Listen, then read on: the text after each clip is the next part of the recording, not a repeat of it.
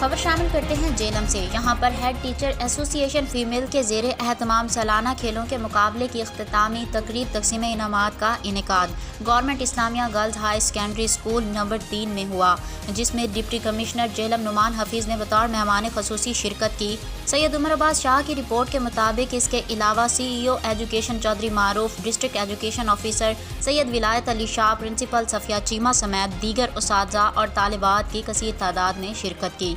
Deputy commissioner Numan Hafeez ने कहा है कि गैर निसाबी सरगर्मियाँ नौजवान नस्ल में छुपी सलाहियतों को उजागर करती हैं, जिससे उनमें मुकाबले की नई रूह परवान चढ़ती है और उन्हें अपनी सलाहियतों के इजहार के मौके मुयस्सर आते हैं।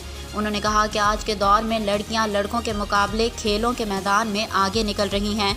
उन्होंने कहा कि हमें बच्चों को ये बावर करवाने की ज़रूरत है कि सोशल मीडिया का मोहतात इस्तेमाल किया जाए और उनकी जगह जिस्मानी सरगर्मियों में हिस्सा लिया जाए। तकरीब के अख्तिताम पर कामयाब होने वाली तालिबात में ट्रॉफियाँ तकसीम की गईं। 2022 के बेहतरीन स्कूल का award government girls high secondary school Dina को मिला।